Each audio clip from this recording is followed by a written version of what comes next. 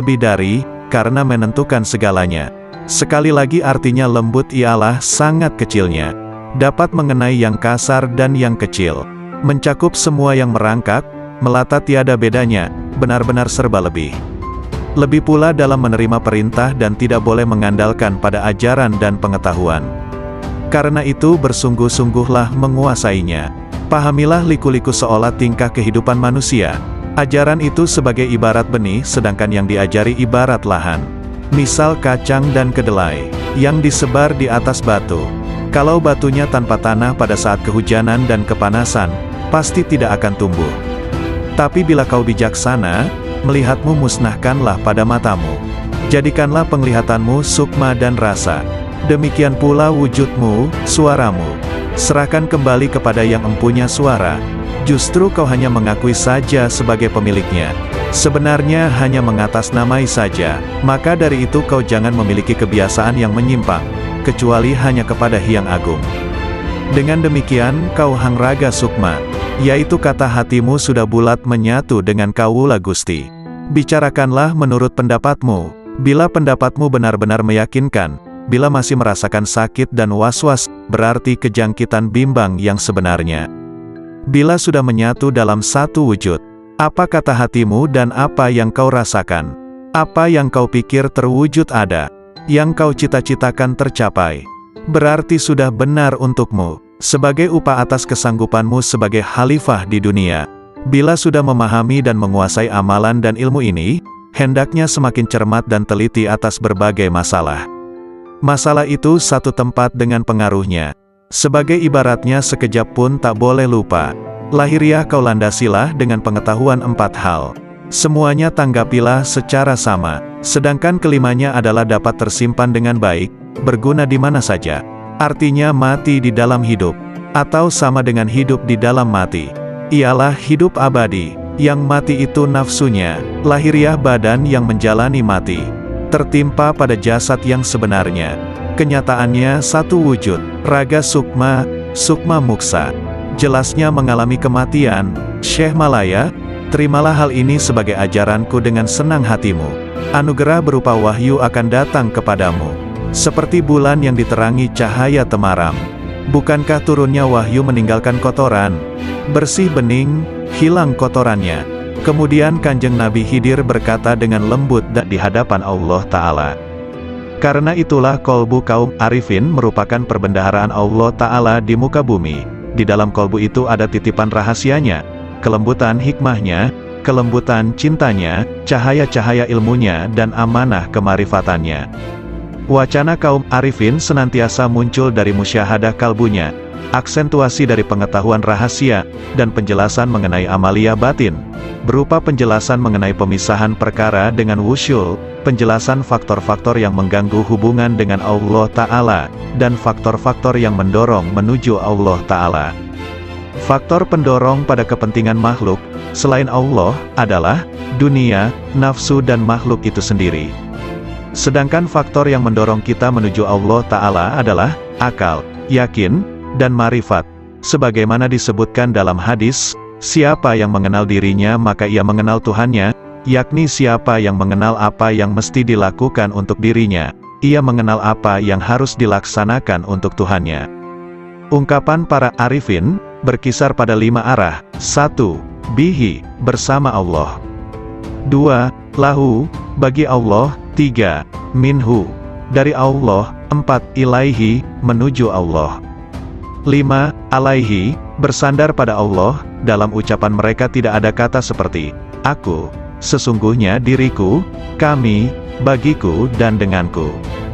Karena kata-kata mereka bersifat manunggal, fardaniyah. Geraknya adalah serba bergantung padanya. Somadaniyah, akhlak mereka senantiasa merupakan manifestasi robaniyah. Robaniyah, kehendak mereka adalah kemanunggalan, wahdaniyah.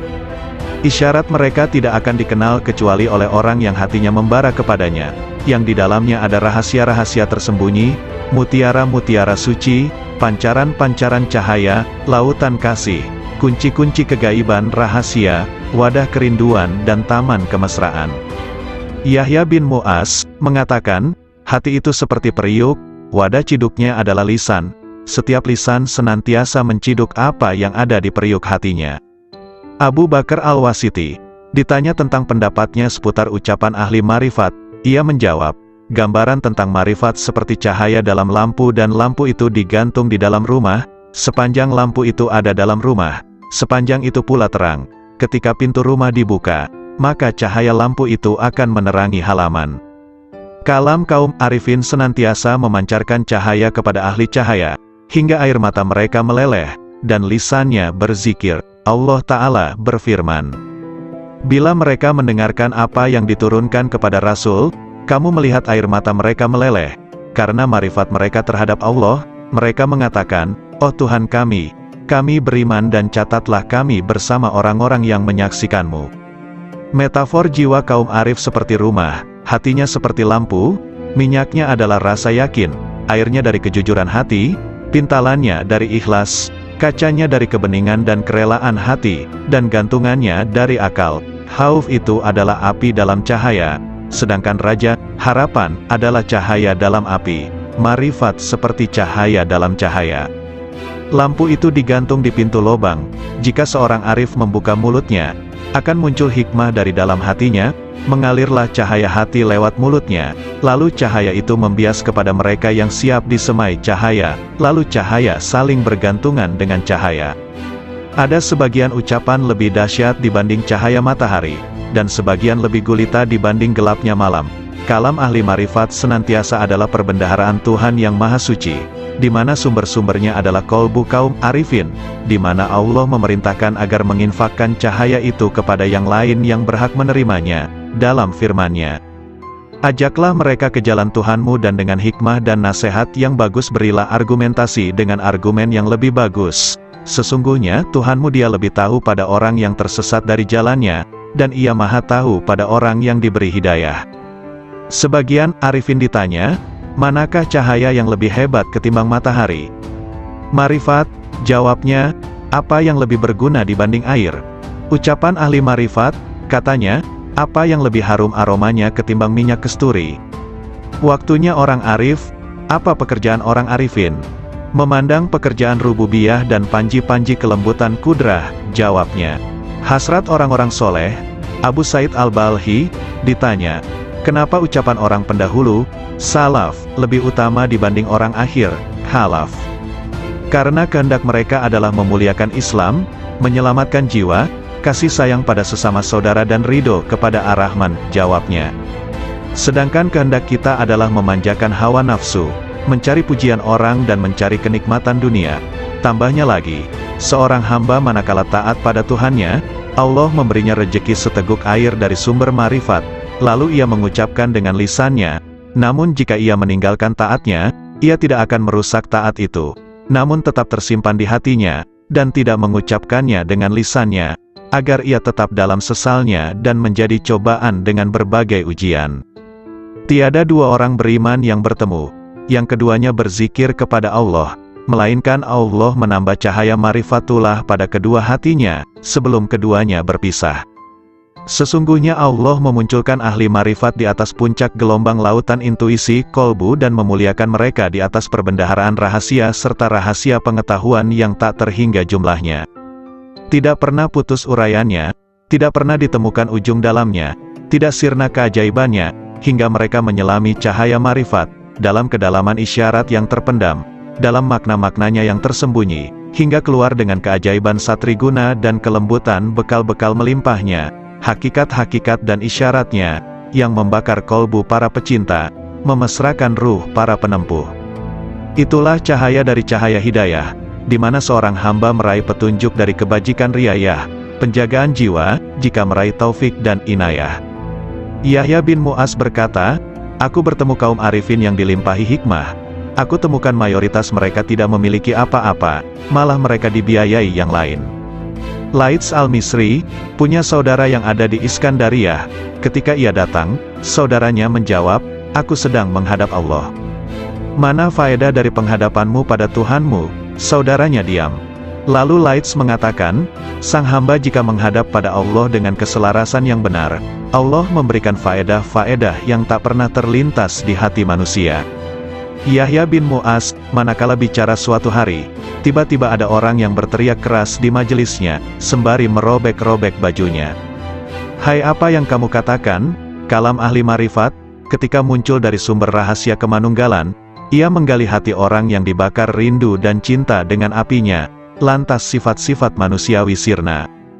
Karena itu kalimat orang yang bertakwa itu posisinya mendekati wahyu. Suatu ketika ada kata-kata terucap dari mereka, lalu ditanya, "Apa yang membuatmu bicara seperti ini?" "Hatiku mengatakan demikian, bermula dari pikiranku, dari rahasia jiwaku, dari Tuhanku," katanya. Sandaran hikmah adalah wujudnya hikmah, yaitu barang berharga yang hilang dari penempuh. Ketika ditemukan ia ambil, ia tak peduli dari manapun wadahnya, dari manapun diucapkannya, dari hati mana dinukil atau dari dinding mana terukir atau dari kafir mana didengar. Nilai hikmah, dalam sebuah hadis disebutkan, siapa yang ingin ilmu oleh Allah tanpa belajar, mendapatkan petunjuk tanpa hidayah, maka zuhudlah dari dunia. Setiap hikmah ada ahli dan zamannya, dan zaman itu telah berlalu dengan sejumlah besar ahlinya, sedangkan yang tersisa kini hanyalah musibah, maka kami kepada Allah, dan kami kepadanya kembali. Carilah lampu-lampu kalam kaum arifin sebelum mereka wafat, suatu nikmat yang kalian rasakan kemuliaannya, keutamaannya yang paripurna, dan Luqman dipilih oleh Allah dengan hikmah, karena kemuliaan hikmahnya, hikmah itu sidikun, kebanggaan mutakun, Firdaus para arifun, warisan para nabi dan mursalun, burulah sebelum sirna. Dian-dian cahaya manusia di setiap bumi, merekalah ulama generasi mulia. Ilmunya memancarkan cahaya di setiap lembah bagai purnama yang membias tanpa awan. Jalan istiqomah diriwayatkan oleh Ummu Habibah. Ia berkata, bahwa Rasulullah Shallallahu Alaihi Wasallam bersabda, "Tak seorang pun hamba yang muslim sholat lillahi ta'ala setiap hari 12 rakaat, sholat sunnah, bukan sholat fardu, kecuali Allah membangunkan rumah di dalam surga." Hadis riwayat Muslim, Abu Dawud, Tirmidzi dan Nasai. Hadis ini memotivasi untuk menegakkan ibadah-ibadah sunnah, karena ibadah sunnah salah satu bentuk takarub kepada Allah Ta'ala, sekaligus menjadi bekal kaum arifun dalam menempuh jalan menuju kepada Allah Subhanahu wa Ta'ala, sekaligus menjadi perilaku kaum yang mengkhususkan, menyendiri, jiwanya di sisi Allah Subhanahu wa Ta'ala. Anak-anak sekalian, ketahuilah, siapa yang hakikat batinnya menyendiri bersama Allah secara total, dan rahasia sirnya benar-benar manunggal, akan terbuka seluruh tirai, segala bukti menjadi nyata, ketika musyahadah pada cahaya al-haq Allah Subhanahu wa Ta'ala. Di sanalah Allah menuangkan minuman dengan gelas cintanya, hingga ia mabuk dari lainnya, segalanya menjadi riang nan ringan, segala diamnya adalah zikir, nafasnya adalah tasbih, kalamnya adalah penyucian, dan tidurnya adalah solat, doa. Sang hamba senantiasa menaiki kendaraan marifat, hingga bertemu yang dimarifati. Bila sudah bertemu, ia abadi selamanya bersamanya, tidak berpaling ke lainnya. Kolbu itu ibarat istana, dan marifat adalah rajanya, akal adalah menterinya yang punya departemen dan instrumen, lisan sebagai penerjemah, sedangkan rahasia batinnya dari Hazanah Ar-Rahman, masing-masing konsisten dengan posisinya, sedangkan arah seluruhnya adalah istiqomahnya sir bersama Allah Subhanahu wa Ta'ala. Bila sir istiqomah, maka marifat menjadi istiqomah, lalu akal menjadi lurus. Bila akal konsisten, kolbu akan konsisten. Bila kolbu konsisten, jiwa akan konsisten. Bila nafsu konsisten, dalam pengendalian, perilaku batin akan konsisten. Sir dicahayai oleh sifat jamal dan jalalnya. Akal dicahayai oleh cahaya kesadaran dan renungan pelajaran. Kolbu dicahayai oleh cahaya rasa takut dan cinta disertai kontemplasi fikiran. Nafsu dicahayai dengan cahaya olah jiwa dan pengekangan. Sir adalah lautan dari samudera anugerah pemberiannya, dan gelombangnya tak terhingga, tiada henti pula. Jika sir konsisten bersama Allah Subhanahu wa Ta'ala, maka senantiasa akan abadi dalam musyahadah, dan sirna dari penglihatan pada istiqomahnya. Perlu diketahui bahwa jalan istiqomah, konsistensi, itu laksana tenda agung dari jalan akhirat, dan berjalan di tepinya lebih sulit dibanding jalan di tepian akhirat. Alam rahasia bisa menjadi tipu daya, karena Allah Subhanahu wa Ta'ala tidak suka pada hati hamba yang masih ada cinta pada yang lain selain Dia. mereka tidak ingin sesuatu dari Allah kecuali Allah. Dalam sebagian kitabnya Allah Ta'ala berfirman, "Bila yang kesibukan jiwa hambaku lebih kepadaku dibanding yang lain, maka kujadikan nikmat dan hasrat ada dalam mencintaiku, dan aku singkapkan hijab antara diriku dengan dirinya." Ada seseorang sedang masuk dalam tempat Syekh Sari As-Sakati. Lantas lelaki itu bertanya, "Manakah yang bisa mendekatkan pada Allah Ta'ala, hingga sang hamba bisa mendekat kepadanya?" Maka As-Sari menangis, lalu berkata, "Orang seperti Anda ini masih bertanya seperti itu. Yang paling utama cara mendekatkan hamba kepada Allah Subhanahu wa Ta'ala, hendaknya Allah Subhanahu wa Ta'ala muncul di hatimu, dan Anda tidak mau sama sekali pada dunia dan akhirat, kecuali hanya padanya." Ibrahim bin Adham mengatakan, "Puncak dari hasrat dan citaku dalam hubunganku dengan Allah Ta'ala adalah, hendaknya Dia menjadikan diriku condong terus kepadanya, hingga aku tak memandang apapun selain Dia, dan aku tidak sibuk dengan siapapun selain sibuk dengannya. Aku tak peduli Dia jadikan diriku jadi debu, atau hilang sama sekali." Nabi Ibrahim pernah ditanya, "Dengan cara apa Anda dapatkan keakraban dengan Allah Ta'ala?" "Dengan memutuskan diriku hanya kepada Tuhanku, dan pilihanku kepadanya dibanding lainnya, serta aku tidak pernah makan kecuali bersama tamuku."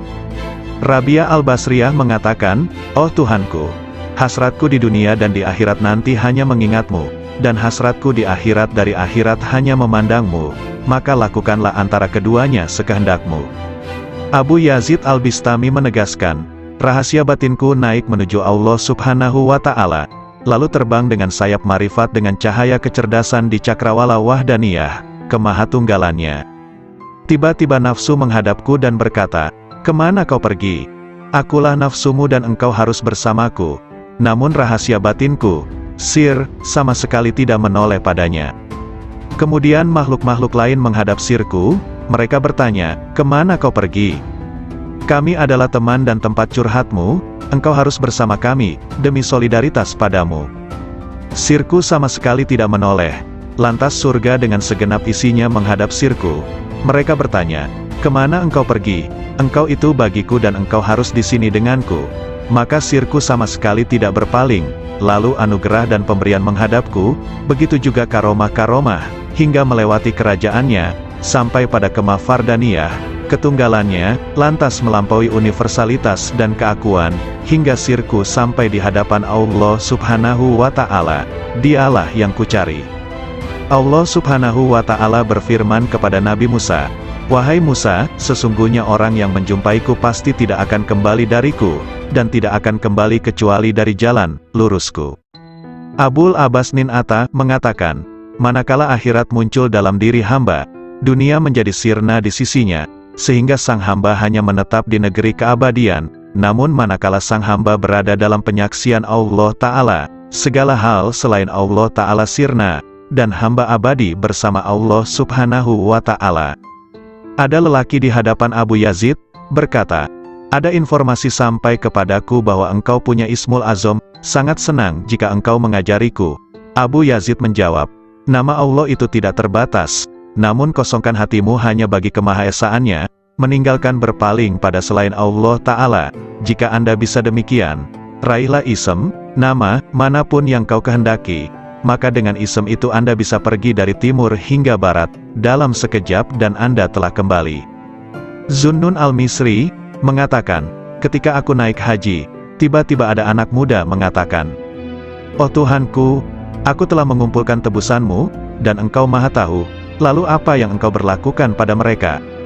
Lalu ku dengar suara, 'Tebusanku banyak, dan yang mencariku sedikit.'" Sebagian sufi ditanya, "Seberapakah antara Allah Subhanahu wa Ta'ala dan hambanya?"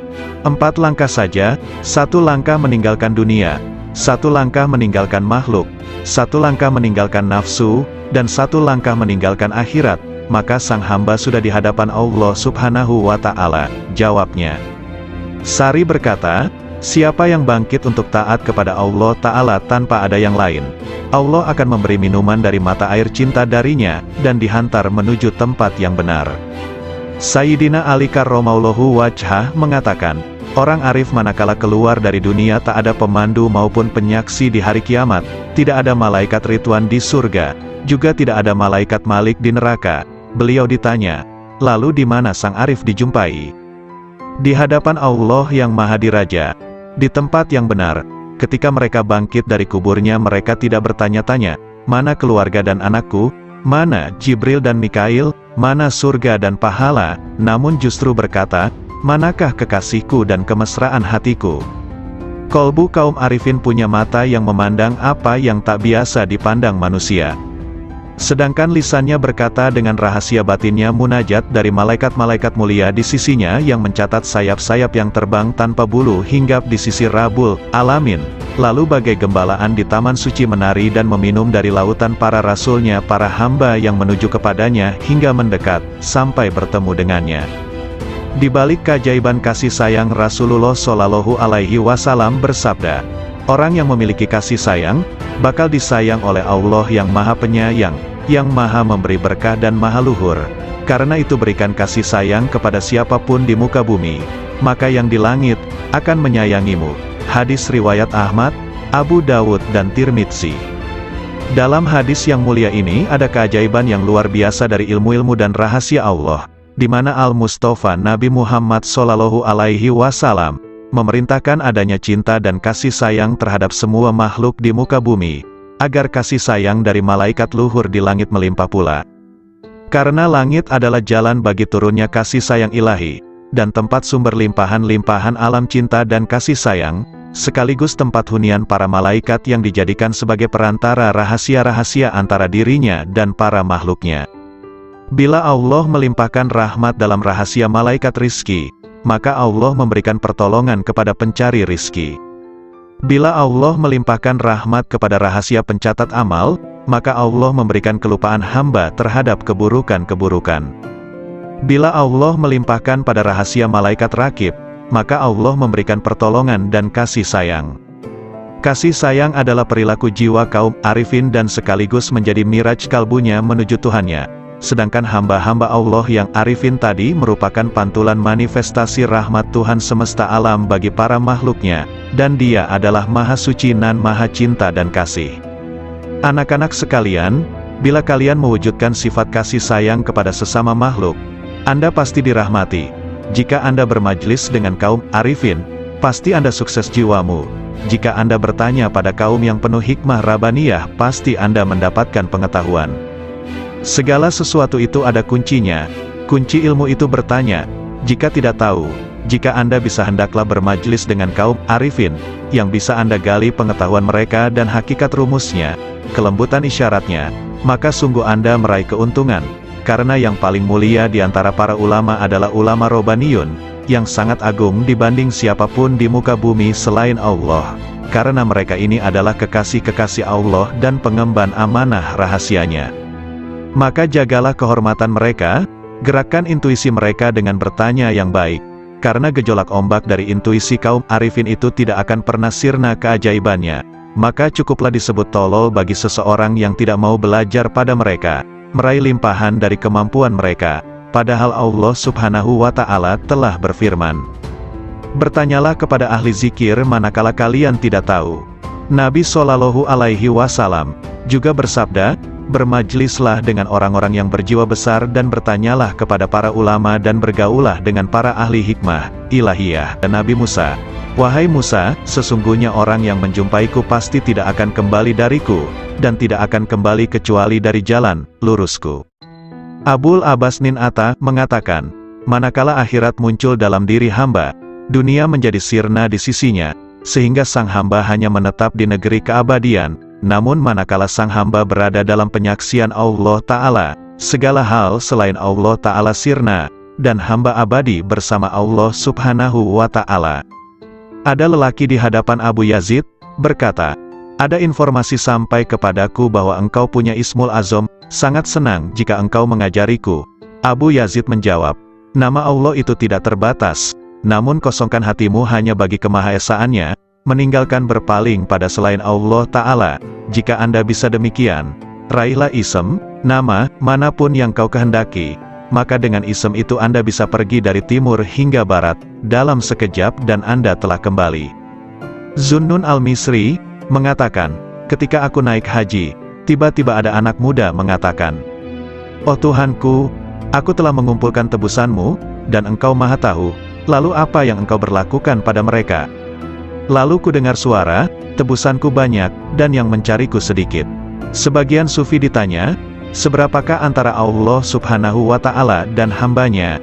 4 langkah saja, 1 langkah meninggalkan dunia, 1 langkah meninggalkan makhluk, 1 langkah meninggalkan nafsu, dan 1 langkah meninggalkan akhirat, maka sang hamba sudah di hadapan Allah Subhanahu wa Ta'ala. Jawabnya. Sari berkata, siapa yang bangkit untuk taat kepada Allah Ta'ala tanpa ada yang lain, Allah akan memberi minuman dari mata air cinta darinya, dan dihantar menuju tempat yang benar. Sayyidina Ali karramallahu wajhah mengatakan, orang arif manakala keluar dari dunia tak ada pemandu maupun penyaksi di hari kiamat, tidak ada malaikat Ridwan di surga, juga tidak ada malaikat Malik di neraka. Beliau ditanya, lalu di mana sang arif dijumpai? Di hadapan Allah yang Maha Diraja, di tempat yang benar.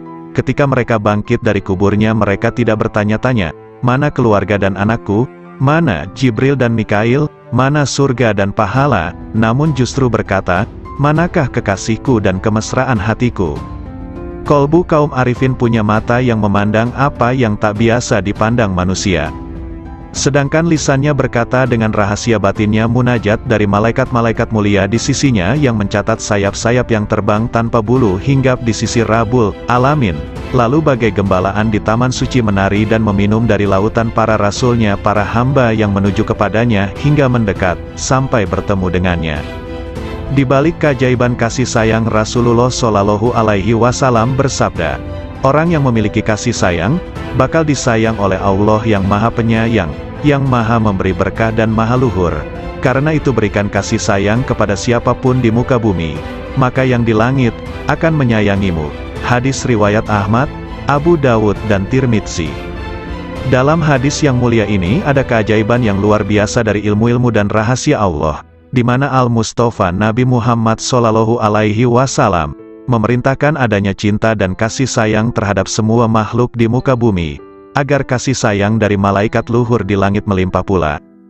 Karena langit adalah jalan bagi turunnya kasih sayang ilahi, dan tempat sumber limpahan-limpahan alam cinta dan kasih sayang, sekaligus tempat hunian para malaikat yang dijadikan sebagai perantara rahasia-rahasia antara dirinya dan para makhluknya. Bila Allah melimpahkan rahmat dalam rahasia malaikat rizki, maka Allah memberikan pertolongan kepada pencari rizki. Bila Allah melimpahkan rahmat kepada rahasia pencatat amal, maka Allah memberikan kelupaan hamba terhadap keburukan-keburukan. Bila Allah melimpahkan pada rahasia malaikat rakib, maka Allah memberikan pertolongan dan kasih sayang. Kasih sayang adalah perilaku jiwa kaum arifin dan sekaligus menjadi miraj kalbunya menuju Tuhannya. Sedangkan hamba-hamba Allah yang arifin tadi merupakan pantulan manifestasi rahmat Tuhan semesta alam bagi para makhluknya, dan Dia adalah Maha Suci nan Maha Cinta dan Kasih.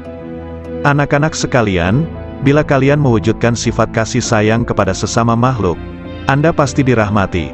Jika Anda bermajlis dengan kaum arifin, pasti Anda sukses jiwamu. Jika Anda bertanya pada kaum yang penuh hikmah Rabbaniyah, pasti Anda mendapatkan pengetahuan. Segala sesuatu itu ada kuncinya. Kunci ilmu itu bertanya, jika tidak tahu, jika Anda bisa hendaklah bermajlis dengan kaum arifin, yang bisa Anda gali pengetahuan mereka dan hakikat rumusnya, kelembutan isyaratnya, maka sungguh Anda meraih keuntungan. Karena yang paling mulia di antara para ulama adalah ulama Robbaniyun, yang sangat agung dibanding siapapun di muka bumi selain Allah. Karena mereka ini adalah kekasih-kekasih Allah dan pengemban amanah rahasianya. Maka jagalah kehormatan mereka, gerakkan intuisi mereka dengan bertanya yang baik. Karena gejolak ombak dari intuisi kaum arifin itu tidak akan pernah sirna keajaibannya.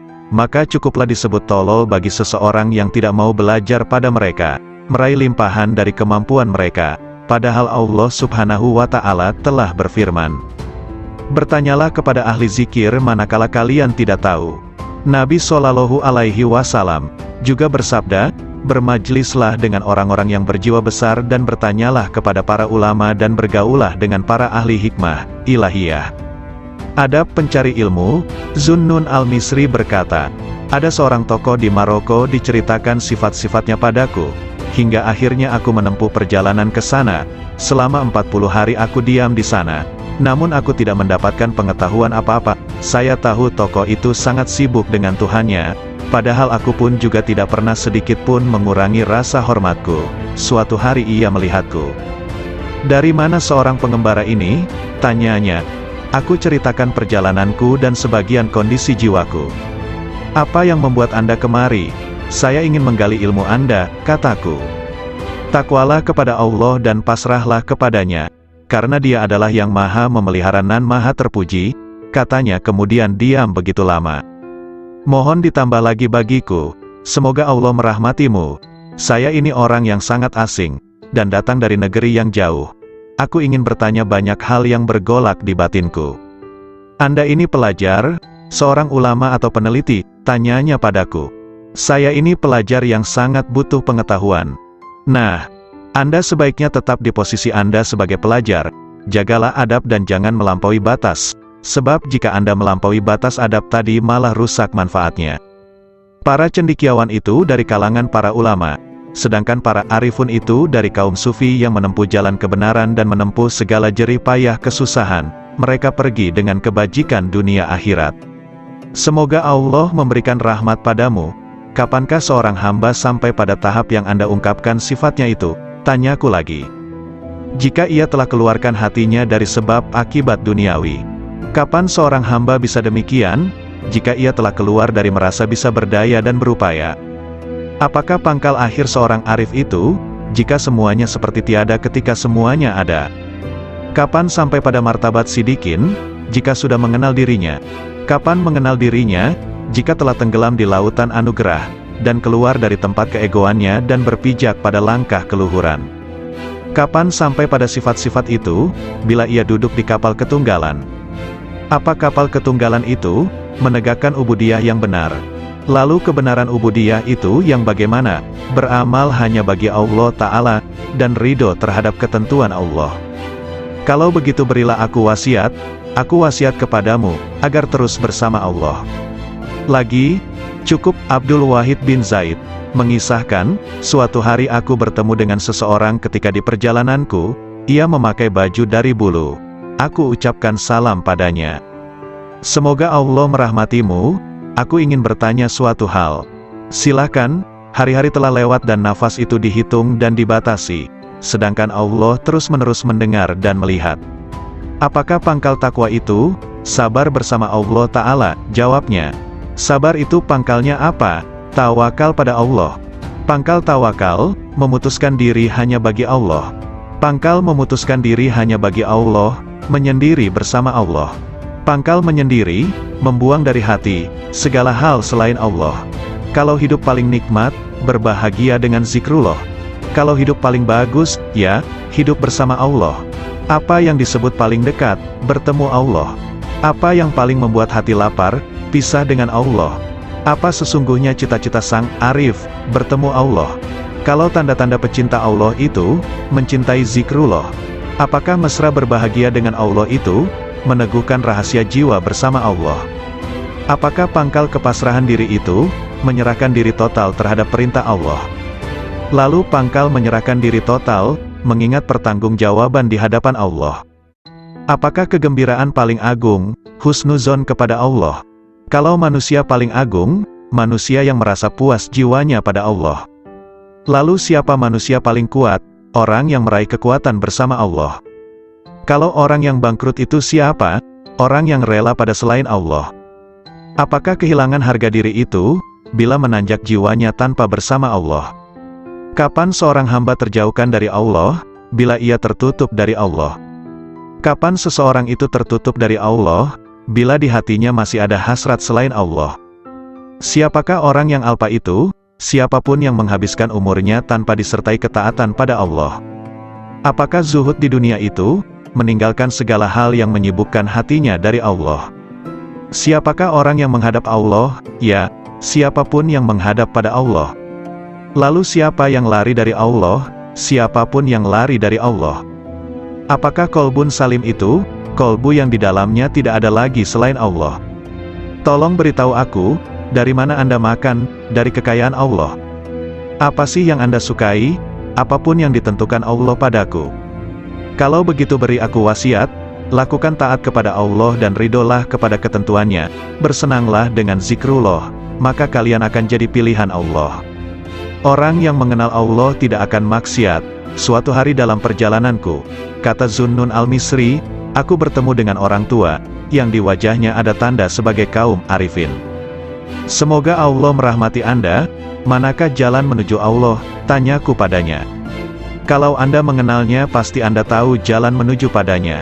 Apakah seseorang bisa beribadah kepadanya tanpa mengenalnya?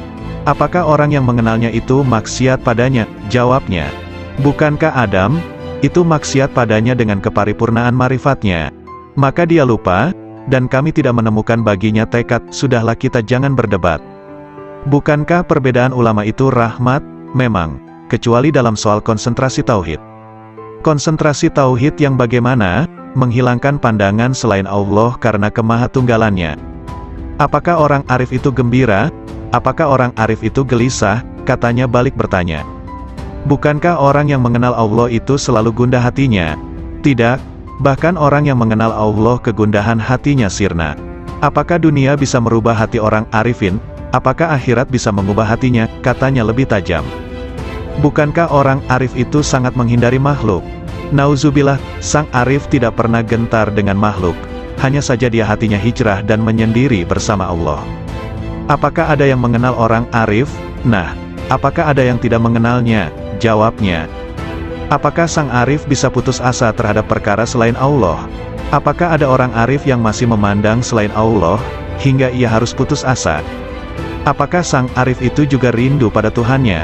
Apakah sang arif pernah kehilangan Allah, sampai ia harus rindu padanya? Apakah Ismul Azam itu? Hendaknya Anda katakan, Allah. Banyak sekali ucapan Anda tetapi tidak bisa membuat diriku bergetar oleh karisma ilahi, kataku. Karena Anda berkata dari dorongan dirimu, bukan dari dorongan ilahi. Nasihati diriku, sudah cukup banyak nasihat bagimu, yang penting Anda tahu bahwa dia melihatmu. Lalu aku meninggalkan orang itu. Namun begitu bangkit aku bertanya lagi. Apa yang ingin kau perintahkan padaku? Cukuplah dirimu melihat dirimu dalam seluruh tingkah laku jiwamu. Asteris Yahya bin Mu'az, rahimahullah ta'ala, ditanya. Apakah tanda hati yang benar itu? Hati yang istirahat dari kesusahan dunia. Jawabnya. Kalau konsumsi hati, zikir yang hidup, tak pernah mati. Lalu kehendak yang benar itu seperti apa? Meninggalkan kebiasaan-kebiasaan manusiawi. Makna rindu, terus-menerus fokus pada yang di atas. Kapan perkara hamba Allah tuntas? Jika tenteram bersama Allah tanpa hasrat. Kalau tanda-tanda seorang penempuh, tandanya ia tidak sibuk, hatinya, dengan urusan makhluk. Lalu pangkal hidayah itu apa? Ketakwaan yang benar. Apa yang disebut dengan kenikmatan? Berserasi dengan Allah. Siapa yang disebut sebagai orang asing? Siapapun yang cinta di hatinya, tidak mencari keuntungan. Kapan seorang hamba sampai pada wilayah Tuhannya? Bila hatinya lepas dari segala hal selain Allah Ta'ala. Apakah yang disebut dengan kebebasan agung itu? Penyerahan total kepada Sang Tuhan? Apakah amal paling utama? Zikir kepada Allah kapan dan di mana saja? Apa yang disebut dengan kebutuhan besar? Kebutuhan besar adalah melanggengkan bahagia bersama Allah. Apakah yang menjadi hijab kolbu? Merasa puas, selesai, dengan Tuhannya. Apakah hidup yang indah itu? Hidup bersama yang Maha Agung. Lalu hakikat berserasi dengan Allah adalah berlangkah benar dan bersih. Siapakah para pecinta itu? Kaum arifin. Siapa yang disebut orang mulia? Siapapun yang meraih kemuliaan bersama yang Maha Mulia. Siapa yang disebut manusia utama? Siapapun yang bermesra bahagia dengan yang Maha Lembut. Siapa yang disebut orang alpa? Siapapun yang menyia-nyiakan usianya. Apakah yang disebut dunia? Segala hal yang membuat Anda lupa pada Allah. Memang benar, sumber kemarifatan adalah kolbu, karena firman Allah Ta'ala. Sesungguhnya syiar itu dari ketakwaan kolbu, sedangkan sumber musyahadah adalah kedalaman kolbu, karena firman-Nya. Kedalaman kolbu tak pernah dusta terhadap apa yang dilihatnya. Sumber cahaya adalah dada, karena firman-Nya, bukankah orang yang dilapangkan dadanya oleh Allah terhadap Islam, maka dialah yang mendapatkan cahaya dari Tuhannya. Dan segala cinta yang semakin bertambah, senantiasa menambah rasa cinta kita kepada Rasulullah Shallallahu Alaihi Wasallam, dan para wali-walinya. Derajat Arifin, riwayat dari Irman bin Hashim, bahwa sesungguhnya Rasulullah Shallallahu Alaihi Wasallam bersabda, "Dari umatku bakal masuk surga 70.000 orang tanpa hisab." Mereka bertanya, "Siapakah mereka itu wahai Rasulullah?" Rasulullah Shallallahu Alaihi Wasallam bersabda, "Mereka itu adalah orang yang tidak pernah melakukan ruqyah, tidak pernah meramal, tidak pernah berbekam, dan mereka senantiasa tawakal kepada Allah." Hadis riwayat Muslim. Rasulullah Shallallahu Alaihi Wasallam memposisikan ramalan di urutan kedua, setelah berupaya untuk tidak berobat yang merupakan derajat murni sejati, yang tergolong ahli fana, dan mereka senantiasa dalam kehendak Allah Subhanahu wa Ta'ala. Semoga Allah melimpahkan rahmat kepada mereka. Namun betapa sedikit jumlah mereka dalam setiap periode, karena derajat mereka adalah mewujudkan hakikat tawakal kepada Allah Subhanahu wa Ta'ala, kepasrahan total yang meliputi seluruh instrumen sebab akibat dan kehendak. Merekalah kaum arifin billah yang sesungguhnya. Semoga Allah meridhoi mereka. Amboi, jika orang alim itu terbagi dua, satu golongan yang membuatku terbebas dari keraguan. Dua, satu golongan yang menggunting-gunting diriku dari gunting neraka, tak lebih dan tak kurang mereka itu di mataku. Anak-anak sekalian, ketahuilah orang arif kepada Allah Subhanahu wa Ta'ala dengan marifat yang benar, senantiasa terhanguskan hasratnya di bawah keceriaan dalam wahdaniyahnya, dan tak ada keceriaan mulai dari arasy sampai muka bumi yang lebih besar ketimbang kegembiraan marifat kepada Allah Subhanahu wa Ta'ala. Surga seisinya itu dibanding sisi kegembiraan mereka kepada Allah Subhanahu wa Ta'ala, nilainya sangat kecil, lebih kecil dibanding atom. Ketika mereka tahu bahwa marifat adalah kegembiraan paling agung dari segala kegembiraan manapun. Siapa yang bertemu Allah Subhanahu wa Ta'ala, maka mana yang tak bisa ditemukan, kesibukan apalagi yang akan dilakukan setelah bertemu dengannya. Bukankah melihat selain Allah itu tak lebih dari keliaran nafsu belaka, hasrat yang rendah, dan minimnya marifat kepada Allah Ta'ala? Adakah pakaian yang lebih baik dibanding baju Islam? Apakah ada mahkota yang lebih agung ketimbang mahkota marifat? Atau adakah hamparan yang lebih mulia ketimbang hamparan taat? Allah Subhanahu wa Ta'ala berfirman, "Katakan, dengan karunia Allah dan dengan rahmat-Nya, maka dengan karunia dan rahmat itulah kalian semua bergembira." Dalam sebagian munajatnya Ibrahim bin Adham mengatakan, "Ilahi, Engkau maha tahu surga dan seisinya, rasanya tak melintas padaku walau sesayap nyamuk setelah Engkau beri aku marifat kepadamu, dan kemesraanku kepadamu, dan Engkau telah membuatkan mencurah untuk tafakur atas keagunganmu, serta Engkau telah menjanjikan padaku untuk memandang wajahmu." Memang, sesungguhnya derajat terendah kaum arifin itu, manakala Allah memasukkannya ke dalam neraka yang diliputi azab, maka hatinya malah tambah cinta kepadanya, semakin mesra sukacita padanya, dan semakin rindu kepadanya. Ibnu Sirin berkata, "Jika aku harus memilih antara surga dan sholat 2 rakaat, aku memilih sholat 2 rakaat, karena dalam 2 rakaat ada ridhonya Allah Subhanahu wa Ta'ala, takarub kepadanya, sedang dalam surga yang ada kesenangan nafsu dan kesenangan manusia." Ketika Nabi Ibrahim dilemparkan ke dalam api, mereka mengatakan, "Bakarlah dia, dan mintalah pertolongan pada Tuhan kalian," kata mereka. Nabi Ibrahim menjawab, "Cukuplah bagiku Tuhanku dan dialah sebaik-baik tempat berserah diri, sebaik-baik Tuhan dan sebaik-baik penolong." Kemudian Allah Subhanahu wa Ta'ala berfirman, "Wahai api, jadilah dirimu dingin sejuk dan menyelamatkan atas Ibrahim." Berserah diri diriwayatkan, ketika Allah Subhanahu wa Ta'ala berfirman kepada Nabi Ibrahim, "Wahai Ibrahim, engkaulah sahabat dekatku, dan aku sahabat dekatmu. Maka jangan berpaling dariku, yang menyebabkan putusnya hubungan kesahabatan antara diriku dan dirimu. Karena orang yang benar-benar mengaku sahabat dekatku jika dibakar oleh api, hatinya sama sekali tidak bergeser dariku, karena menghormati kebesaranku." Allah Subhanahu wa Ta'ala juga menyebutkan dalam Al-Quran, ketika Tuhannya berkata kepada Ibrahim, "Islamlah," Ibrahim menjawab, "Aku Islam kepada Tuhannya semesta alam." Allah Subhanahu wa Ta'ala mengetahui kepasrahan totalnya, Islam, sampai kemudian ia dilempar dalam api. Abu Abdullah bin Muqatil bermunajat, "Ilahi, janganlah engkau masukkan diriku ke dalam neraka, karena api pun bisa menjadi dingin padaku karena cintaku kepadamu." Abu Ayyub As-Sikhtiyani berkata, "Neraka itu ditakuti bagi mereka yang lupa akan Tuhannya, lalu dikatakan pada mereka yang lupa itu, rasakan semua atas kelalaianmu dalam pertemuan harimu ini, dengan segenap balasan amalnya." Abu Hafs menegaskan, "Saya sangat khawatir atas marifat sebagian orang, yang sudah ditulis di jubah mereka, orang-orang merdekanya Allah setelah dikeluarkan dari neraka. Namun mereka memohon agar tanda tulisan itu dihapus dari mereka. Jika aku jadi mereka, aku sangat memohon agar tanda itu ditulis di seluruh anggota badanku, dan membuatku cukup bangga. Akulah dari golongan orang yang dimerdekakan dari neraka.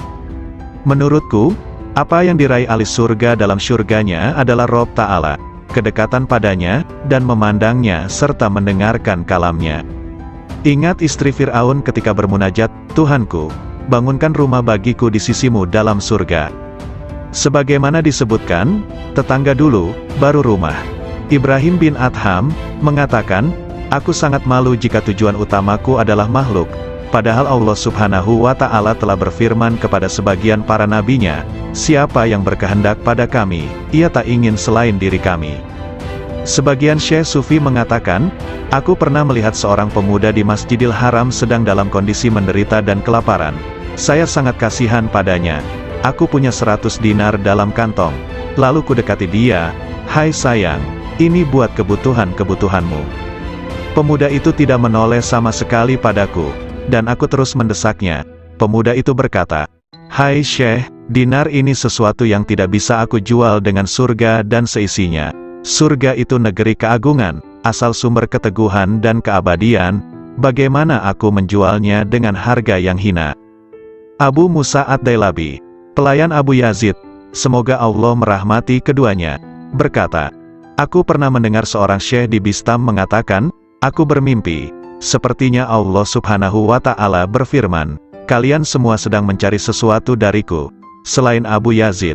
Sesungguhnya dia mencariku dan menghendakiku, dan aku pun menghendakinya.'" Abu Abdullah mengatakan, "Jadikan Allah itu sebagai majlis dan tempat kemesraan. Disiplinlah hikmah pada Tuhanmu, maka dunia akan datang kepadamu dalam keadaan merana, dan kau diburu akhirat, dan akhirat begitu rindu. Hai pemburu dunia, tinggalkan dunia, maka dunia memburumu." Lanjutnya, Abu Said Al-Haras mengatakan, "Suatu hari aku di tempat wukuf, lalu aku ingin memohon kepada Allah Subhanahu wa Ta'ala sesuatu kebutuhan. Lantas muncul bisikan lembut tanpa suara kepadaku, 'Di hadapanmu Allah, kamu masih mencari selain Allah.'" Ada seseorang menulis surat kepada saudaranya, "Amma badu, tamparlah muka para penghasrat dunia dengan dunianya, tamparlah pencari akhirat pada wajah pemburunya, bermesralah dengan Robul Alamin, wassalam." Abu Abdullah An-Nasaj mengatakan, "Janganlah menumpuk banyak surga bagi orang beriman, karena Allah akan memberikan kelayakan yang lebih banyak dibanding surga, yaitu marifat." Seseorang sholat jenazah dengan 5 kali takbir, ditanya kenapa sampai 5 kali, 4 takbiranku untuk si mayit, dan 1 untuk 2 rumah, dunia akhirat, katanya. Kisah terjadi ketika ayat Al-Quran dibacakan pada Abu Yazid, "Di antara kalian ada yang berharap dunia, dan di antara kalian ada yang berharap akhirat." Lalu Abu Yazid berkata, "Mana yang berharap kepada Tuhan?" Amirul Mukminin Ali bin Abi Thalib berkata kepada Abu Bakar As-Siddiq, "Wahai Khalifah Rasulullah Shallallahu Alaihi Wasallam, bagaimana Anda meraih posisi derajat ini hingga mendahului kami?" Abu Bakar Siddiq menjawab, "Dengan 5 perkara. Pertama, aku dapatkan manusia 2 kelompok, pemburu dunia dan pemburu akhirat, sedangkan aku pemburu Tuhan. Kedua, sejak aku masuk Islam, aku tak pernah kenyang dengan makanan dunia. Ketiga, aku tak pernah segar minum minuman dunia. Keempat, jika muncul di hadapanku 2 pilihan amaliyah, amal dunia dan amal akhirat, aku pasti memilih amal akhirat. Kelima, Aku berguru, bersahabat, pada Nabi Shallallahu Alaihi Wasallam, dan aku senantiasa bersahabat yang sebaik-baiknya. Sungguh mengherankan, riwayat dari Umar bin Khattab, aku mendengar Rasulullah mengatakan, sesungguhnya amal-amal itu bergantung dengan niat-niatnya, dan sesungguhnya setiap orang tergantung apa yang diniatkan. Maka siapa yang hijrahnya kepada Allah dan Rasul-Nya, maka hijrahnya kepada Allah dan Rasul-Nya. Dan barang siapa yang hijrahnya kepada dunia akan mendapatkan dunia, atau kepada perempuan, akan mengawininya, maka hijrahnya tergantung apa yang diorientasikannya. Hadis riwayat Bukhari, Muslim dan Nasai dan yang lain. Hati kaum arifin senantiasa menuju Rabbul Alamin. Raihlah tujuan perjalanan akhir tanpa hambatan, hanya menuju dan bagi Allah, janganlah ke lain Allah. Setiap apa yang kau harapkan teguh dengan hijrah kepada Allah. Riwayat Anas bin Malik berkata, bahwa di bawah dinding di mana Allah Subhanahu wa Ta'ala memberi kabar melalui firman-Nya. Dan di bawahnya ada perbendaharaan bagi keduanya, adalah lembaran dari emas, dan emas itu ada tulisan di dalamnya, Bismillahirrohmanirrohim. Aku heran kepada orang yang meyakini kematian, bagaimana ia bisa gembira. Aku heran pada orang yang meyakini takdir, bagaimana ia susah. Aku heran kepada orang yang meyakini adanya neraka, bagaimana ia bisa tertawa. Aku heran dengan orang yang meyakini sirnanya dunia dan penghuninya akan terbalik, bagaimana ia merasa tenteram di dunia. La ilaha illallah Muhammadur Rasulullah.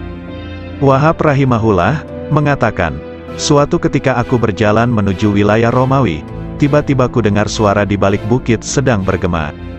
Oh Tuhanku, aku heran pada orang yang mengenalmu, bagaimana dia malah senang dengan bencimu demi kerelaan pada selain dirimu. Oh Tuhanku, aku heran kepada orang mengenalmu, bagaimana ia masih berharap kepada selain dikau. Lalu aku mencari suara itu, ternyata di sana ada orang tua yang sedang bersujud, bermunajat. Maha suci engkau, sungguh mengherankan bagi makhluk, bagaimana mereka ini berharap padamu suatu gantimu. Maha suci engkau, sungguh mengherankan bagaimana mereka sibuk berbakti kepada selain engkau. Maha suci engkau, sangat mengherankan makhluk, bagaimana mereka rindu selain dirimu. Maha suci engkau, bagaimana mereka menikmati sesuatu selain dirimu, dan sesuatu selainmu. Lalu aku lewat, dan aku tak menghiraukan apa yang aku lihat. Abu Yazid berkata, aku heran kepada ahli surga, bagaimana mereka menikmatinya tanpa Allah, atau bagaimana mereka bisa bersukaria tanpanya. Aku heran olak ini. Warna hati kita yang sedang mekar baik, sering dinamakan kasturi jati. Sebagai pertanda bahwa kita tidak mudah goyah terhadap gerak-gerik, sikap hati yang ingin menggapai sesuatu tanpa ilmu, ingin mendalami tentang ruh itu justru keliru. Lagi pula secara penataan, kita itu ibaratnya busana yang dipakai sebagai kerudung. Sedangkan yang ikat kepala sebagai sarungmu. Kemudian terlibat ingatan ketika dulu, ibarat mendalami mati ketika berada di dalam rongga ragaku. Tampak oleh Sunan Kalijaga cahaya, yang warnanya merah dan kuning itu, sebagai hambatan yang menghadang agar gagal usaha atau ikhtiar atau cita-citanya.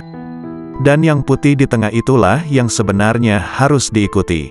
Kelimanya harus tetap diwaspadai. Kuasailah seketika, jangan sampai lupa. Bisa dipercaya sifatnya. Berkat kesediaanku berbuat sebagai penyekat, untuk alat pembebas sifat berbangga diri, yang selalu didambakan siang dan malam. Bukankah aku banyak sekali melekat atau mengetahui caranya pemuka agama yang ternyata salah dalam penafsiran dan penyampaian keterangannya, anggapannya sudah benar, tak tahunya malah mematikan pengertian yang benar. Akibatnya terperosok dalam penerapannya. Ada pemuka agama yang ibaratnya menjadi murung. Ia hanya sekedar mencari tempat bertengger saja, yaitu pada batang kayu yang baik rimbun, lebat buahnya, kuat batangnya. Untuk kemuliaan hidup baru, ada orang yang berkedudukan, ada yang ikut orang kaya, akhirnya dimasyarakatkan. Ibaratnya seperti sekedar memperoleh kemuliaan sepele. Jadinya tersesat-sesat. Ada pula yang justru memiliki jalan terpaksa.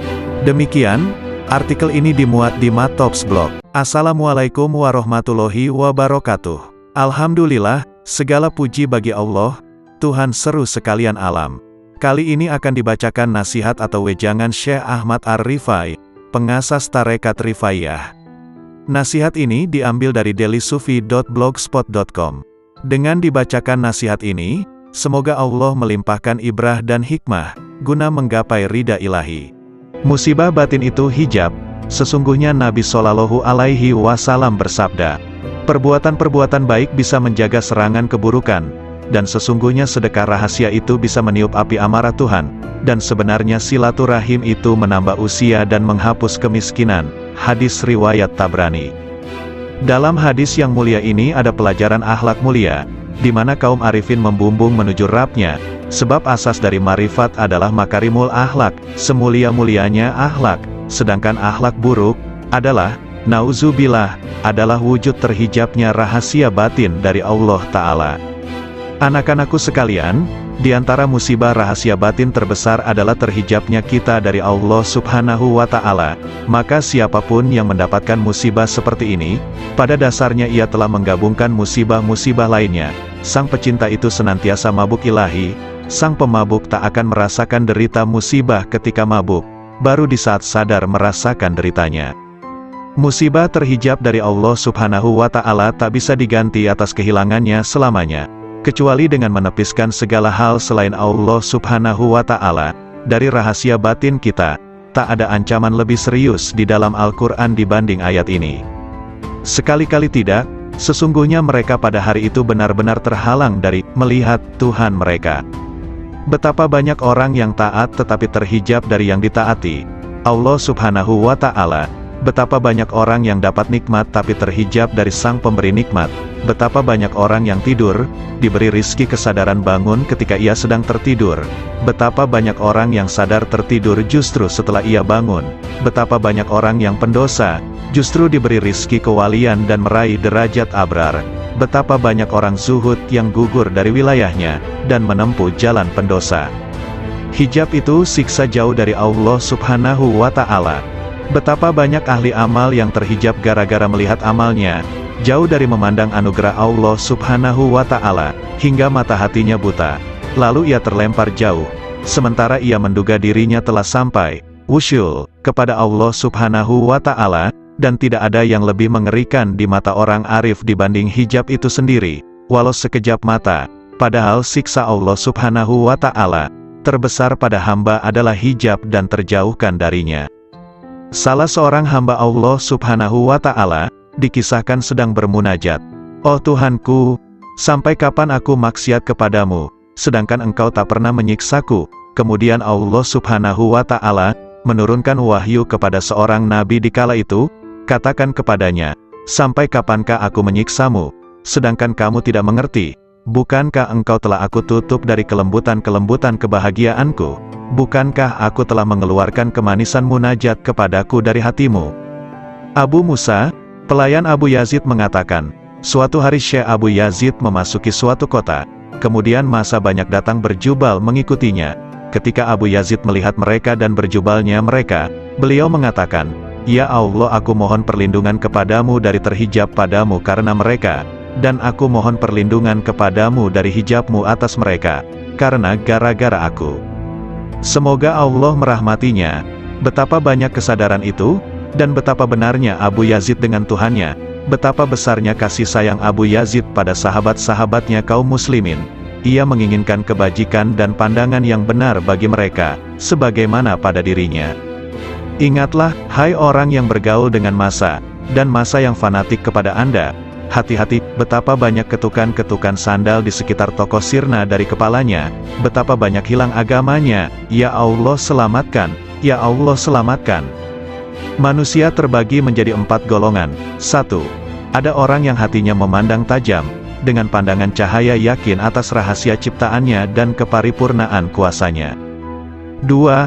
Ada orang yang akalnya tajam, memandang dengan cahaya kecerdasannya pada janji dan ancamannya. 3.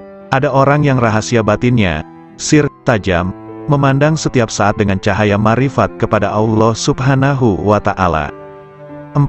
Ada orang yang dijadikan oleh Allah Subhanahu wa Ta'ala tertutup, tidak sama sekali bisa memandang, dan inilah yang disebut dalam ayat, "Dan siapa yang buta mata hatinya di dunia ini, maka di akhirat lebih buta dan lebih sesat jalannya." Ingatlah, Orang kafir itu tertutup dari cahaya hidayah oleh kegelapan sesat. Ahli maksiat tertutup dari cahaya takwa oleh kegelapan alpa. Ahli ibadah tertutup dari cahaya taufik dan pertolongan Allah Ta'ala oleh kegelapan memandang ibadahnya. Bila Allah Subhanahu wa Ta'ala menghilangkan hijab-hijab ini, mereka akan memandang dengan mata cahaya menuju cahaya, maka pada saat itulah mereka terhijab dari segala hal selain Allah Subhanahu wa Ta'ala. Siapa yang memandang pada gerak dan perbuatannya ketika taat kepada Allah Ta'ala, pada saat yang sama ia telah terhijab dari sang empunya gerak dan perbuatan, dan ia jadi merugi besar. Siapa yang memandang sang empunya gerak dan tindakan, ia akan terhijab dari memandang gerak dan perbuatannya sendiri, sebab ketika ia melihat kelemahannya dalam mewujudkan tindakan dan menyempurnakannya, ia telah tenggelam dalam anugerahnya. Terkadang seseorang terhijab dari manisnya ibadah, melalui memandang ibadahnya.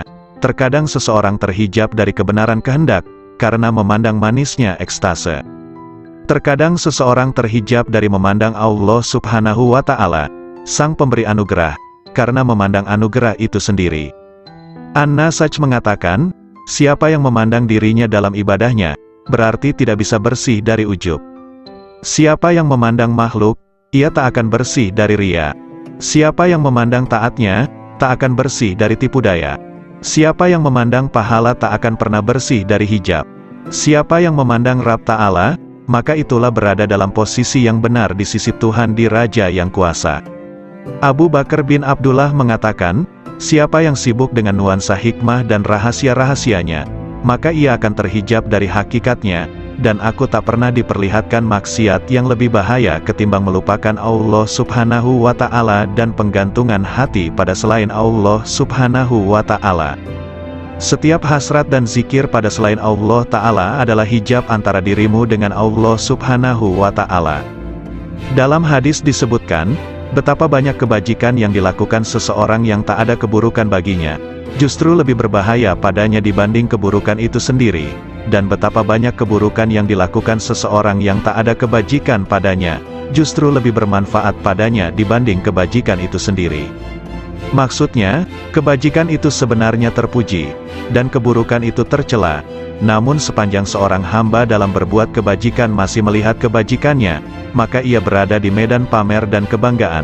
Dan sepanjang hamba dalam keburukan, namun ia masih melihat keburukan itu, berarti ia berada di medan remuk redam dirinya dan merasa sangat butuh padanya.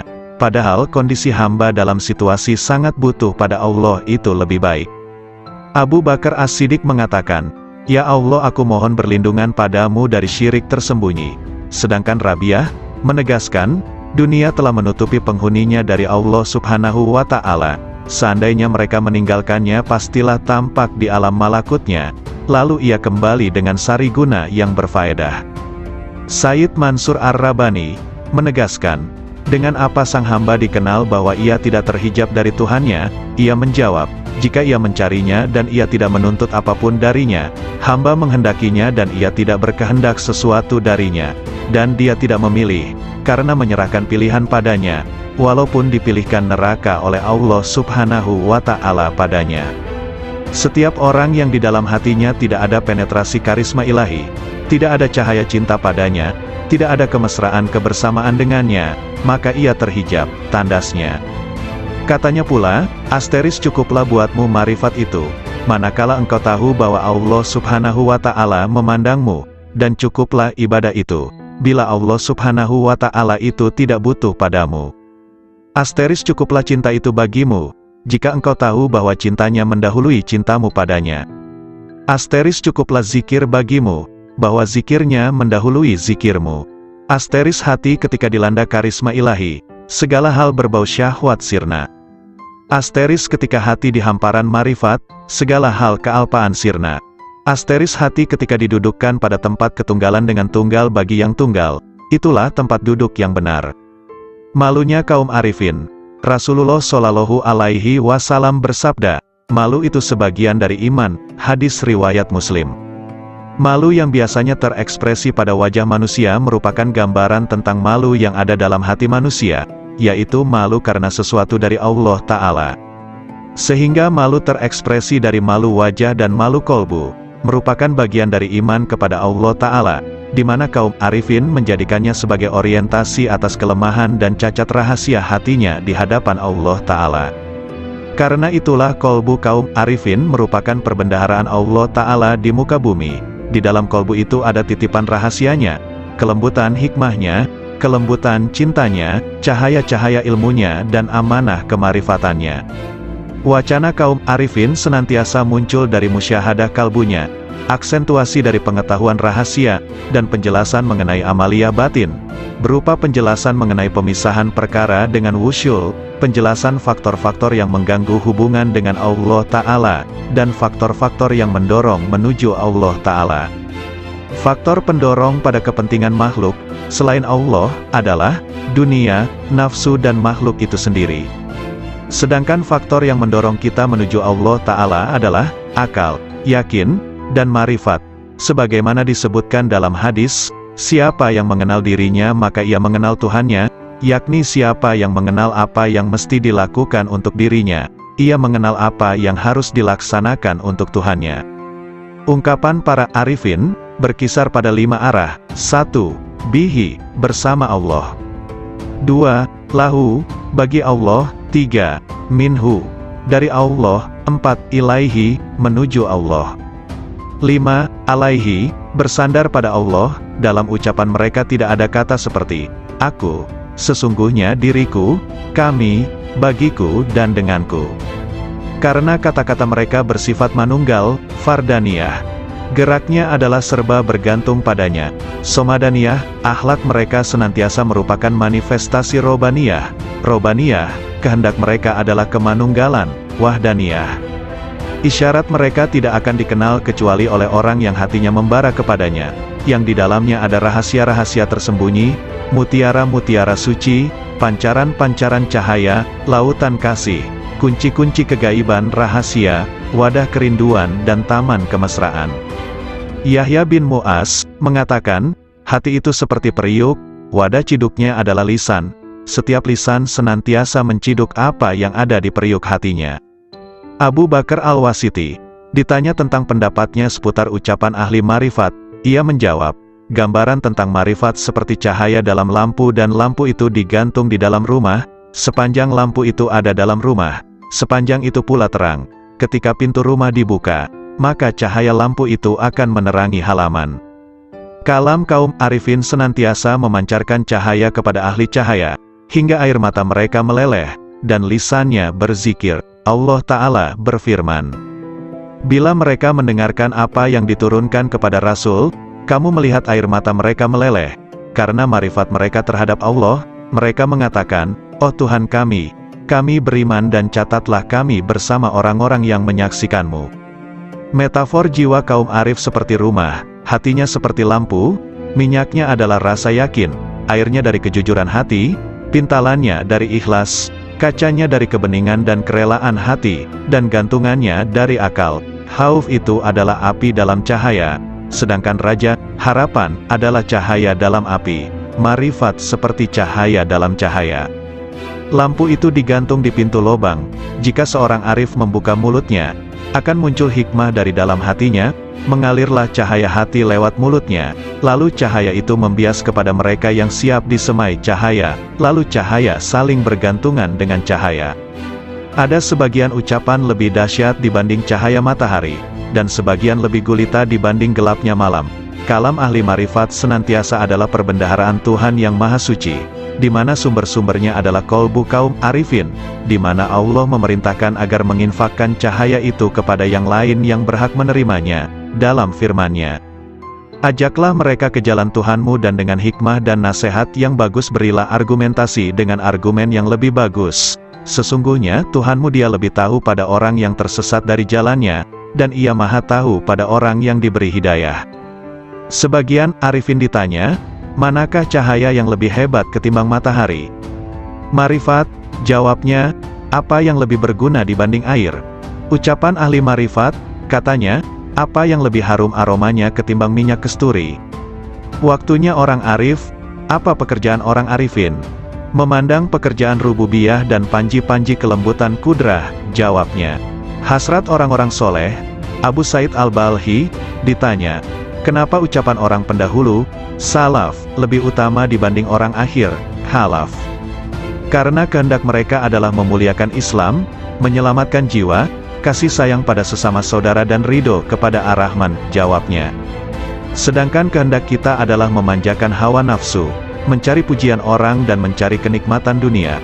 Tambahnya lagi, seorang hamba manakala taat pada Tuhannya, Allah memberinya rejeki seteguk air dari sumber marifat, lalu ia mengucapkan dengan lisannya, namun jika ia meninggalkan taatnya, ia tidak akan merusak taat itu, namun tetap tersimpan di hatinya, dan tidak mengucapkannya dengan lisannya, agar ia tetap dalam sesalnya dan menjadi cobaan dengan berbagai ujian. Tiada dua orang beriman yang bertemu, yang keduanya berzikir kepada Allah, melainkan Allah menambah cahaya marifatullah pada kedua hatinya, sebelum keduanya berpisah. Sesungguhnya Allah memunculkan ahli marifat di atas puncak gelombang lautan intuisi, kolbu dan memuliakan mereka di atas perbendaharaan rahasia serta rahasia pengetahuan yang tak terhingga jumlahnya. Tidak pernah putus uraiannya, tidak pernah ditemukan ujung dalamnya, tidak sirna keajaibannya, hingga mereka menyelami cahaya marifat, dalam kedalaman isyarat yang terpendam, dalam makna-maknanya yang tersembunyi, hingga keluar dengan keajaiban satriguna dan kelembutan bekal-bekal melimpahnya, hakikat-hakikat dan isyaratnya, yang membakar kolbu para pecinta, memesrakan ruh para penempuh. Itulah cahaya dari cahaya hidayah, di mana seorang hamba meraih petunjuk dari kebajikan riayah, penjagaan jiwa, jika meraih taufik dan inayah. Yahya bin Mu'az berkata, aku bertemu kaum arifin yang dilimpahi hikmah. Aku temukan mayoritas mereka tidak memiliki apa-apa, malah mereka dibiayai yang lain. Laits al-Misri, punya saudara yang ada di Iskandariyah. Ketika ia datang, saudaranya menjawab, aku sedang menghadap Allah. Mana faedah dari penghadapanmu pada Tuhanmu? Saudaranya diam. Lalu Laits mengatakan, sang hamba jika menghadap pada Allah dengan keselarasan yang benar, Allah memberikan faedah-faedah yang tak pernah terlintas di hati manusia. Yahya bin Mu'az, manakala bicara suatu hari, tiba-tiba ada orang yang berteriak keras di majelisnya, sembari merobek-robek bajunya. Hai, apa yang kamu katakan? Kalam ahli marifat. Ketika muncul dari sumber rahasia kemanunggalan, ia menggali hati orang yang dibakar rindu dan cinta dengan apinya, lantas sifat-sifat manusiawi sirna. Karena itu kalimat orang yang bertakwa itu posisinya mendekati wahyu. Suatu ketika ada kata-kata terucap dari mereka, lalu ditanya, apa yang membuatmu bicara seperti ini? Hatiku mengatakan demikian, bermula dari pikiranku, dari rahasia jiwaku, dari Tuhanku, katanya. Sandaran hikmah adalah wujudnya hikmah, yaitu barang berharga yang hilang dari penempuh. Ketika ditemukan ia ambil, hati lewat mulutnya, lalu cahaya itu membias kepada mereka yang siap disemai cahaya, lalu cahaya saling bergantungan dengan cahaya. Ada sebagian ucapan lebih dahsyat dibanding cahaya matahari, dan sebagian lebih gulita dibanding gelapnya malam. Kalam ahli marifat senantiasa adalah perbendaharaan Tuhan yang Maha Suci, di mana sumber-sumbernya adalah kolbu kaum arifin, di mana Allah memerintahkan agar menginfakkan cahaya itu kepada yang lain yang berhak menerimanya, dalam firman-Nya.